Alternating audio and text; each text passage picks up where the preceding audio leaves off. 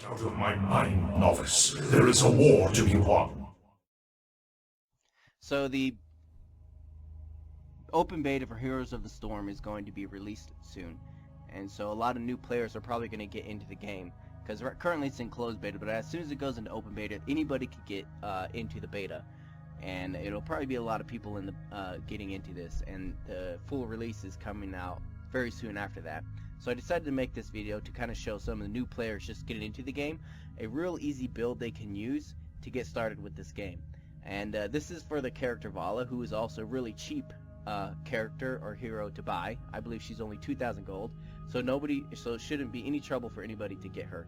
And this build is really easy to use.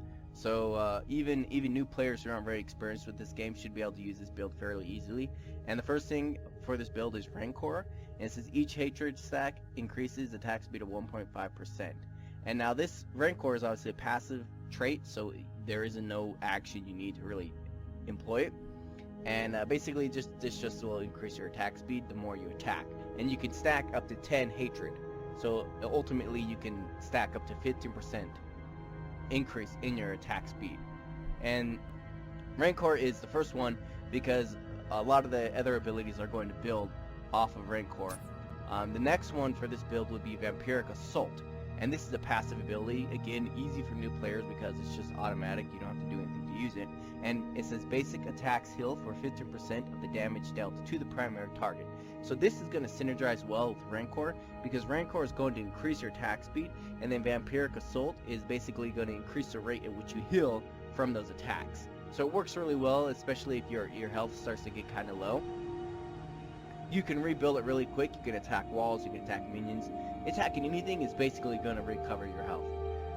And then the next one in this build is going to be Searing Arrows. Now, Searing Arrows is activated to increase basic attack damage by 50% for 5 seconds. Each attack costs 15 mana. Okay, so this works, again, really well with our Vampiric Assault and our Rancor, because you're increasing your attack damage by 50%. Rancor is increasing your attack speed, and then Vampiric Assault is healing for each attack. And it's going to increase the amount Vampiric Assault will heal you for, because your attack damage has increased.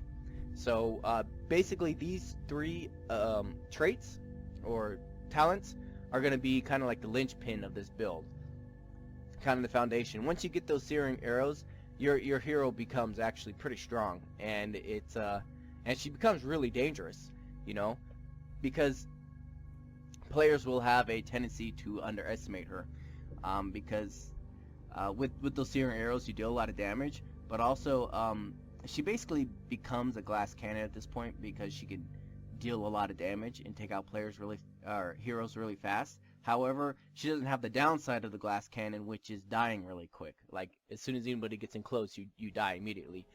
Because she's healing with Vampiric Assault, she's going to be a little more durable, and she won't die so quick. So that's a plus side. And you know, even melee characters will come in close and try to kill her really quick, but it won't work out, because that healing will give her just enough health to survive their attacks and take them out, because she's gonna kill heroes really quick. But since she's healing, essentially people are going to underestimate you, and they'll charge in and attack you, and they'll end up paying the price for that. So the next is your heroic ability, either Strafe or Rain of Vengeance. And now neither of these really synergize very well with this build, so either one will work. Strafe, you don't get any, you'll basically spin around and attack everything within a certain radius, but you don't get any health for those attacks. So once you activate your Strafe, you're much more vulnerable, because you're no longer healing, and they can kill you really quick. However, you're doing much more damage. So it's still a really strong ability, and I still like to use it, because the range is actually pretty far. So you can hit Strafe and kind of stay back and still be hitting enemies, and you'll still be safe out of range. And if there's like a huge brawl going on, you just kind of hit Strafe and roll up and just start taking out enemy heroes. It's pretty fun. Rain of Vengeance works pretty good too, because you're stunning your opponent, so that gives them basically, gives you just a little bit of time to get in like another attack or two, to basically heal up for just a little bit more health. and that'll help you stay alive a little bit longer. So Reign of Vengeance, I guess, is good if you expect to be doing one-on-one fights. That's much better for a one-on-one fight. However, Strafe is better if there's a lot of brawls going on with a bunch of heroes just kind of getting in the brawl, and you just kind of show up and start strafing everything and killing everyone. So the next one we have is, now there are two abilities that'll work well with this Giant Killer or Tempered by Discipline. Giant Killer says basic attacks against enemy heroes deal bonus damage equal to 1.5% of the hero's maximum health. And then Tempered by Discipline says gain up to 10 stacks of Discipline after hatred. Stacks are max. Basic attack heals for 3% of damage dealt to the primary target per Discipline stack. So basically you're going to stack Discipline and you're going to start healing even faster. So you got Vampiric Assault healing you, and then you have Tempered by Discipline stacking on top of that to heal you for even more. But you have to get your hatred up to 10. And again, your hatred stacks up to 10 and it's capped off at 10, and then your Discipline is capped off at 10 as well. And so, but basically you get 3% for each stack of Discipline, so that can be up to 30%.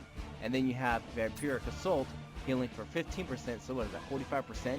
Once you get 10 Discipline, basically 45% of the damage you're dealing is coming back to you as health. So that's really good. That's almost, basically half of the damage you deal comes straight back to you as health. That's actually pretty good. And if you have Searing Arrows, you're dealing a lot of damage. And so you become, at this point, you become very difficult to kill when you have Tempered by Discipline. You're not going to kill them as fast as if you're using Giant Killer, but you become much more difficult to kill. And it's also really good against mercenary camps and towers and even cores. You can basically take on a core by yourself. I've done it. There's games where I actually take out there was a game where I actually took out the enemy core all by myself, because I was just like, it's zapping me, but it doesn't matter. I'm healing for more damage than it's doing to me, because I have all these stuff stacking together just healing. And when you're basically one-on-one against other like melee heroes, again, they're going to underestimate you. They're going to charge in, but that's going to be a fatal mistake for them, because you're going to be healing for so much, they're not going to be able to kill you unless they can stun you. If they can stun you, then you're extremely vulnerable. That is the weakness of this build. Well, actually, there's two weaknesses to the build. One is if you're stunned, because then you can't attack and heal. And two is basically you run out of mana really quick. Especially with Searing Arrows, they'll burn your mana out really quick. So a lot of times you'll find yourself at full health and no mana. And so most of the time when you're going back to the Hearthstone, is because you have to refill your mana and get back out and fight. And this build, I don't think Valla at all has any way to gain mana. Like, she has no mana gain abilities. As far as I know, I don't think she does. So once you run out of mana, you're out, and it's very hard to refill that mana. The quickest way is to just go back to the Hearthstone and ride back out into the battle. Okay, so next we have these abilities here. Blood for Blood is okay. It kind of, you steal enemies' health, and it kind of goes back to the same concept with Vampiric Assault. You're stealing health from the enemies.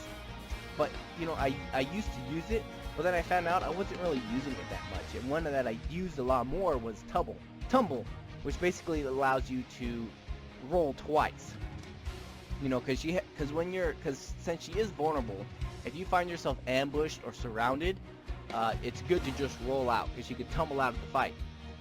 This allows you, it gives you basically two charges, and so you can tumble twice to get away. Because one tumble sometimes isn't enough to get you out of that danger zone. So if you get ambushed or you get stunned and you almost get killed, you have to tumble away. However, the downside to this is that it uses up a lot of mana, because one tumble takes 75 mana, two will take 150 mana, and again, you're usually pretty low on mana because you're burning through it pretty quick, especially with your Searing Arrows. And so there is a downside that you might not even have enough mana to use it anyways. So if that's a concern of yours, just use Blood for Blood. But again, I used to use it, and I didn't really use it that much. I actually used Tumble much more than Blood for Blood. Stone Skin is okay, it gives you a shield. So basically any one of these you can use, but generally the one I use is the double Tumble, because that helps you get out of tight situations. And I really like that luxury. And then for the last thing is basically the most powerful thing for this build is Nexus Frenzy. Increases attack speed and range. So now you're further back, You're much safer. If you're attacking a melee character, you're going to get the drop on them much sooner, and your attack speed is going to be increased. And each attack is healing you, and you have, Tempered by Discipline, stacking more health, Vampiric Assault, stacking health, you have Rancor, increasing your attack speed, and you have Searing Arrows, increasing your attack damage. It just gets insane. She just gets insane by this point. She's just doing just ridiculous amounts of damage. She's healing every time she does damage, and she becomes almost unkillable. The only way, really, you can kill her is if you stun her, if you gang up on her. Like, sometimes you need like 2 or 3 heroes to gang up on her, or yeah, basically if you stun her or she runs out of mana, then she's kind of in some trouble. But she's still, even if she's out of mana, she's still in pretty good shape, because she can still dish out quite a bit of damage in a short amount of time, and is healing at the same time. She becomes really tough to kill, and at this point you can take on, even boss mercenaries. You can just take them head on, and as long as you don't let them stun you, then you have a chance of taking them out. And any mercenary camp will fall. Fortresses, towers, they'll fall. And again, even take on the core head on, you'll be fine. So I hope this build works for some new players who just want to get in this game or look for a really easy to use but build that's still pretty strong. This is easy to use. A lot of the abilities are very passive. Searing Arrows is like one of the few active abilities, and Searing Arrows, Tumble, like, a couple active abilities, but most of it is passive, so you really don't have to be pressing a lot of keys to make it work. You just have to make sure in the right position that you get the drop on your enemies, and you'll usually win those fights. And so have at it. It's an awesome game, so have fun with it, and hope you enjoy this video. If you do, subscribe for more content, and I'll catch you guys later.